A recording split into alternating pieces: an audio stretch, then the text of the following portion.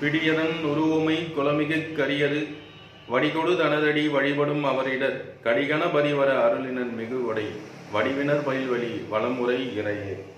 எல்லாமல்ல விநாயகப் பெருமானின் திருவடிகளை வணங்கி தங்கள் அனைவருக்கும் எனது அன்பார்ந்த வணக்கங்களை தெரிவித்து விருச்சக ராசிக்கான குரு பெயர்ச்சி பலன்களை நாம் காண இருக்கிறோம். காலபுருஷ தத்துவப்படி அஷ்டம ஸ்தானமான விருச்சக ராசி, விருச்சக ராசியில் பல ரகசியங்களும் பல வித்தைகளும் பல சிந்தனைகளும் இருக்கக்கூடிய ராசிதான் இந்த விருச்சக ராசி. கர்வம் மிகுந்த ராசி என்று கூட சொல்லலாம். எதையும் விட்டு கொடுக்காத குணங்கள் கொண்ட ராசி இந்த விருச்சக ராசி. எதை எடுத்தாலும் அவர்களது முயற்சியில் கண்ணும் கருத்துமாக இருக்கக்கூடியவர்கள் விருச்சக ராசி. அதில் சாதித்து காட்டக்கூடியவர்களும் இவர்களே. விருச்சக ராசி என்று எடுத்துக்கொண்டாலே ஒரு குடும்பத்தில் சிறியவர்களாக இருந்தாலும் அந்த குடும்பத்தை ஆளுமையில் தன் கையில் கொண்டு வருபவர்கள் இந்த விருச்சக ராசி. ஒரு குடும்பத்தில் 3 பசங்க இருக்காங்கன்னா இளையவன் விருச்சக ராசியா இருந்தா அந்த குடும்பத்தை பரிபாலனம் செய்யக்கூடியவனாக அந்த விருச்சக ராசி அன்பன் இருப்பான். அந்த விதத்தில் தான் எங்கு இருக்கிறோமோ அந்த இடத்தை ஆக்கிரமிப்பு செய்யக்கூடியவன் இந்த விருச்சக ராசி. எனவே அன்பர்களே, அப்பேற்பட்ட விருச்சக ராசியில் பிறந்த உங்களுக்கெல்லாம் இந்த குருவினுடைய அனுகிரகம் எந்த விதத்தில் கிடைக்கப் போகிறது என்பதனை நாம் காண இருக்கிறோம். விருச்சக ராசிக்கு குரு பகவானை பொறுத்தவரையில் 2 விதத்திலுமே சுப ஆதிபத்தியம் பெற்றவர் குரு பகவான். 2ஆம் இடம் என்று சொல்லப்படக்கூடிய தனஸ்தானத்தின் அதிபதி, 5ஆம் இடம் என்று சொல்லப்படக்கூடிய பூர்வ புண்ணிய ஸ்தானத்தின் அதிபதி. உங்களுடைய பூர்வ புண்ணியத்திற்கெல்லாம் இவர்தான் காரணகர்த்தா. காலபுருஷ தத்துவப்படி தனுசு ராசி 9வது ராசி, பாக்கியத்தை வழங்கக்கூடிய ராசி. பொதுவா குரு பகவான் பாக்கியாதிபதியாக இருந்து பல பாக்கியங்களை வழங்கக்கூடியவர். அந்த பாக்கியங்களை வழங்கக்கூடிய தனுசு ராசி அதிபதி குரு பகவான் தங்களுடைய தனஸ்தானத்தின் அதிபதி. தனங்களில் எந்த விதத்திலும் குறைபாடு வைக்கவே மாட்டார். 70 வயதானாலும் வருமானம் இவர்களுக்கு வந்து கொண்டுதான் இருக்கும். ஏதாவது ஒரு விதத்தில் இவர்களது சிந்தனையில் உற்பத்தி செய்து நாம் இதை செய்தால் நாம் இந்த நன்மைகளை பெறலாம், இந்த வருமானம் பெறலாம், ஒரு கணிசமான வருமானத்தினையாவது இந்த விருச்சக ராசி அன்பர்கள் 5 to 90 வரை பெற்றுக்கொண்டே இருப்பார்கள் என்றுதான் சொல்ல வேண்டும். சிறிய வயதாக இருந்தாலும் சரி, படித்து கொண்டிருந்தாலும் சரி, இவர்களை நோக்கி ஏதாவது ஒரு விதத்தில் தனஸ்தானம் நிலை பெற்றிருக்கும்.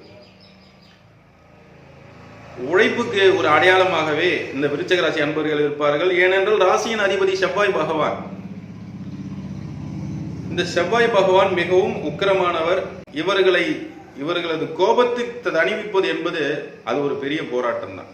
நரசிம்மர் முன்னாடி நாம போய் நிற்க முடியுமா? அவர் கோபத்தில் இருக்கும்போது பக்த பிரகலாதர் அவரு போய் நிற்கிற மாதிரி நம்ம எல்லாராலையும் போய் நிற்க முடியாது.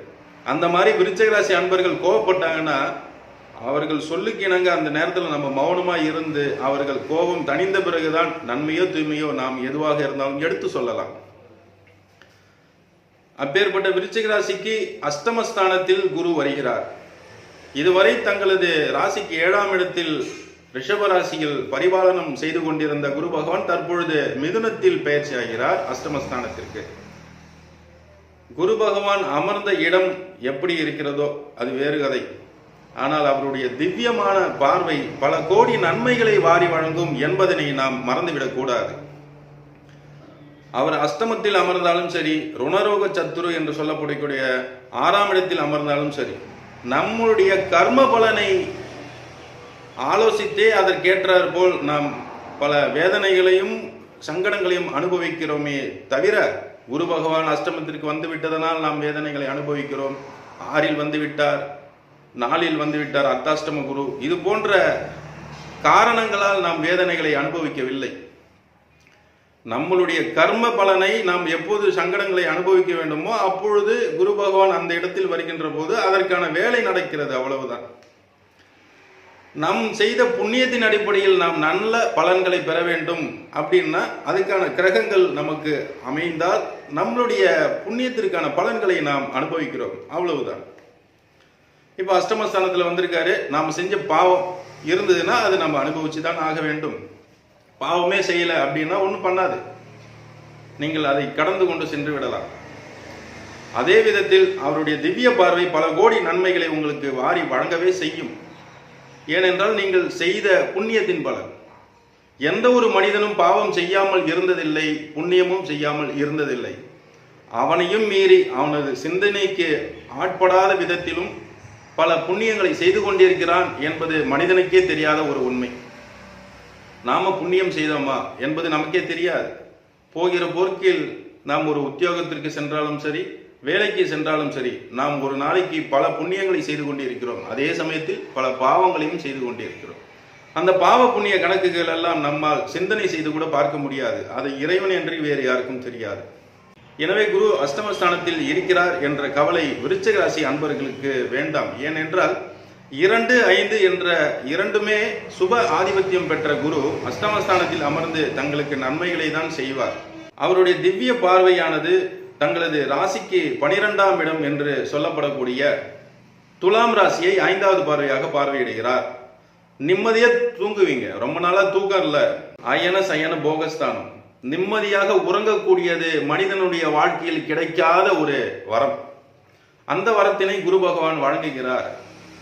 எவ்வளவு பிரச்சனைகளை ஃபேஸ் பண்ணாலும் நைட்டு தூங்கும் போது நிம்மதியா தூங்கணும். அந்த தூக்கத்தினை பெறுவதற்கு பல கோடி மக்கள் போராடி கொண்டிருக்கிறார்கள்.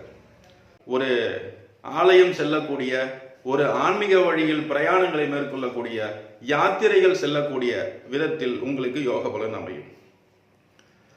ஆலயம் சம்பந்தப்பட்ட வேலைப்பாடுகள் எல்லாம் நீங்கள் உடனிருந்து செய்யக்கூடிய ஒரு அனுகிரகங்கள் கிடைக்கும், நல்ல உறக்கங்கள் கிடைக்கும். நோயிலிருந்து விடுபடுவீர்கள். ஏன்னா நோய் இருந்தால் தூங்க முடியாது.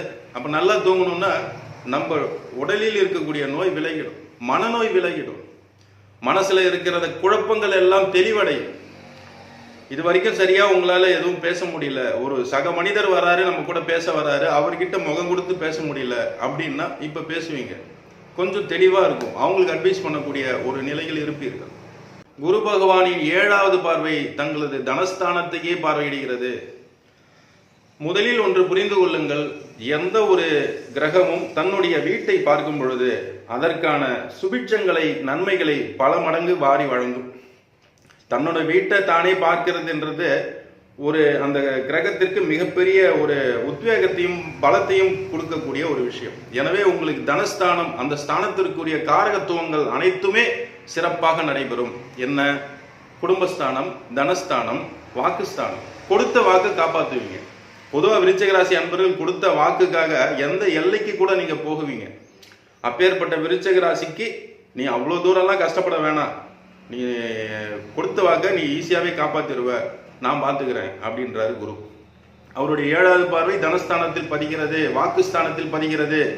பேச்சு நயமா பேசக்கூடிய ஆளாக இருப்பீர்கள்.